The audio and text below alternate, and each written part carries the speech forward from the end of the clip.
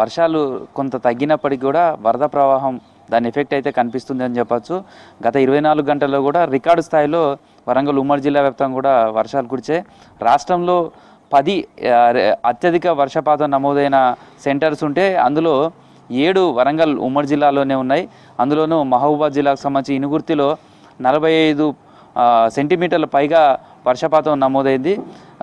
అత్యధికమైనటువంటి వర్షపాతం మహబూబాద్ జిల్లాలోనే ఉందని చెప్పచ్చు. నిన్న మొత్తం మహబూబాద్ జిల్లా మొత్తం అతలాకుతలమైంది. వానదేవుడు మహబూబాద్ మీదనే పగబట్టాడా అన్నట్టుగా వరదలు ముంచెత్తాయి. ప్రాణ నష్టం కూడా వరంగల్ ఉమ్మడి జిల్లా వ్యాప్తంగా చూస్తే 6 చనిపోయారు, మరొక 2 గల్లంతయ్యారు. వాళ్ళ కోసం ఇంకా గాలింపులు జరుగుతూనే ఉన్నాయి. నిన్న మహబూబాద్కు సంబంధించి చూస్తే విద్యుత్ చాలా ప్రాంతాలలో నిలిచిపోయింది, చెట్లు పడిపోయాయి, విద్యుత్ స్తంభాలు కూలిపోయాయి. తర్వాత వాగులు వంకలు ఇంకా పొంగి పొర్లుతూనే ఉన్నాయి. చాలా చోట్ల అయితే జనజీవనం స్తంభించింది. ఆర్టీసీ బస్సులకు సంబంధించి కూడా మహబూబాద్ జిల్లాలో ఉన్నటువంటి ఆర్టీసీ బస్సులన్నీ కూడా డిపోలకే పరిమితమయ్యాయి. మరోవైపు ట్రైన్ కనెక్టివిటీ కూడా పూర్తిగా లేకుండా పోయింది. ఆ ఇంటికన్నే కేసముద్రం ఉన్నటువంటి ఇంటికన్నే తాళపూసలపల్లి మధ్య భారీగా వాగు పొంగి పొర్లుతుండడంతో ట్రాక్ కొట్టుకుపోయింది.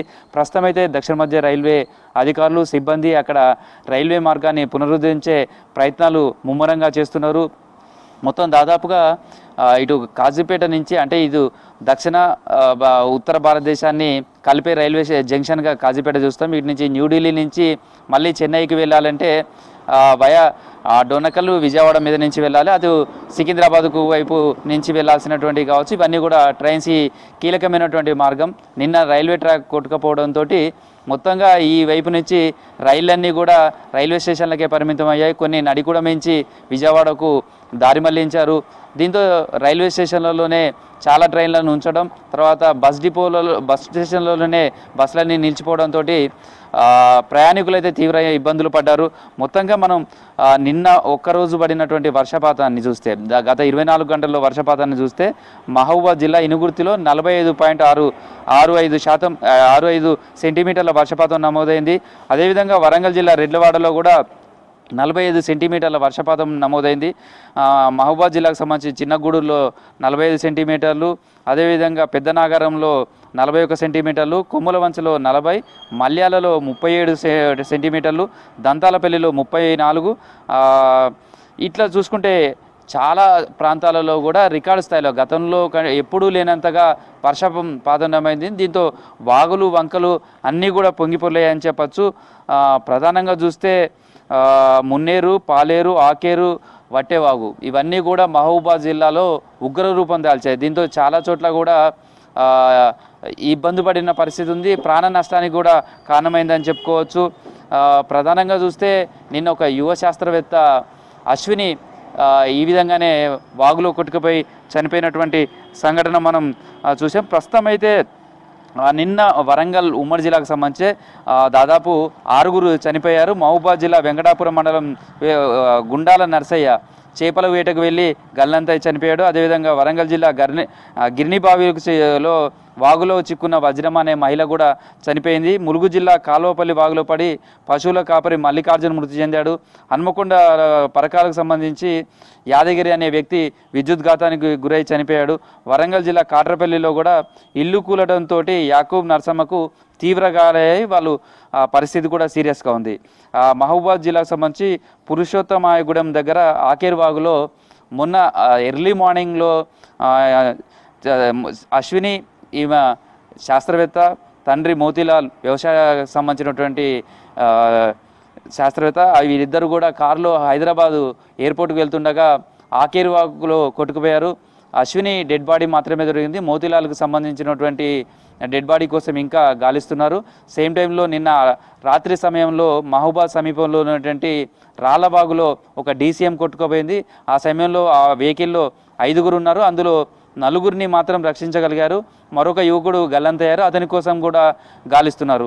మొత్తంగా ప్రస్తుతం అయితే వర్షాలు కొంత తగ్గినప్పటికీ కూడా మళ్ళీ మరో 24 గంటల పాటు కూడా అతి నుంచి అతి భారీ వర్షాలు కురిసే అవకాశం ఉందనేది వాతావరణ శాఖ అలర్ట్ ఉన్న నేపథ్యంలో అయితే అధికార యంత్రాంగం కూడా అప్రమత్తమైందని చెప్పొచ్చు. గ్రేటర్ వరంగల్ పరిధిలో చూస్తే కూడా ఇప్పటికే సంతోషమాత కాలనీ కావచ్చు, ఎన్టీఆర్ నగరు, బీఆర్ నగరు, ఇట్లా ఒక 20 కాలనీలలో ముంపుకు గురయ్యాయి.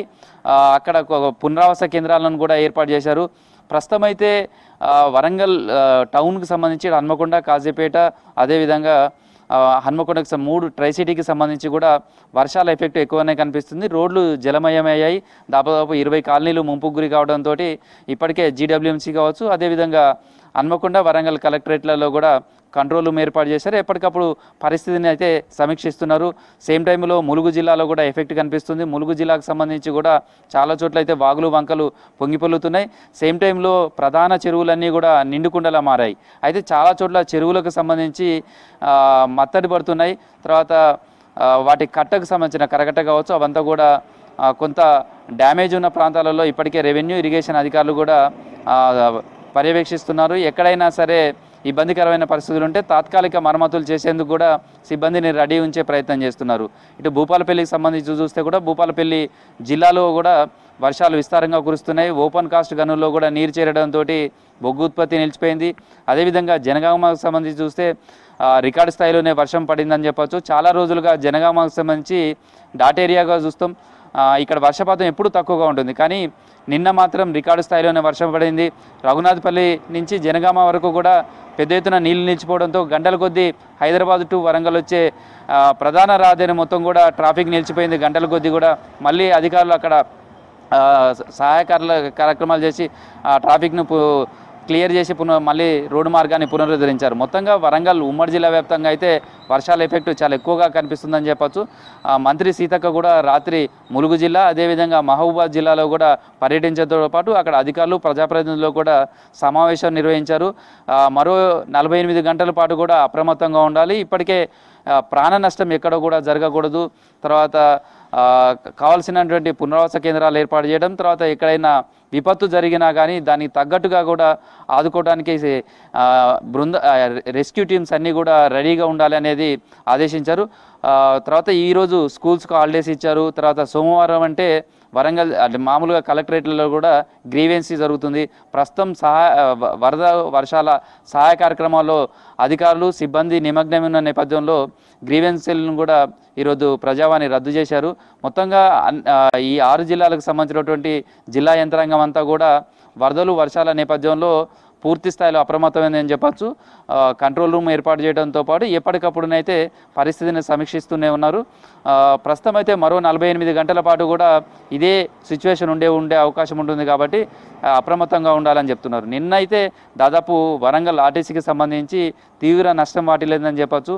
చాలా చోట్ల వాగులకు సంబంధించినటువంటి ప్రవాహాన్ని అంచనా వేయలేకపోయి ప్రవాహంలో ఆర్టీసీ బస్సులు చిక్కుకుండడం, తర్వాత నెక్కొండ మండలం వెంకటాపురంలో దాదాపు 18 గంటల పాటు ఆర్టీసీ బస్సులోనే ప్రయాణికులు వరదలో చిక్కోవడం, ఆ తర్వాత కలెక్టర్ ఎక్కడికి వెళ్ళి వాళ్ళందరినీ రక్షించారు. సేమ్ టైంలో కేసముద్రం దగ్గర కూడా అలాంటి సంఘటన జరిగింది.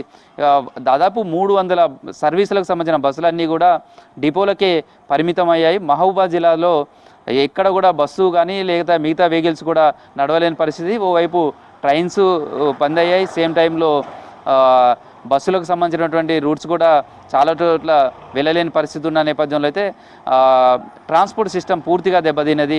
మళ్ళీ ఇప్పుడు పునరుద్ధరించే పనులు జరుగుతున్నాయి. సేమ్ టైంలో ములుగు జిల్లాకు సంబంధించి ఇటు బోగత జలపాతం దగ్గర కావచ్చు, రామప్ప, లక్నవరం ఇవంతా కూడా పర్యాటకుల నిత్యం వస్తుంటారు.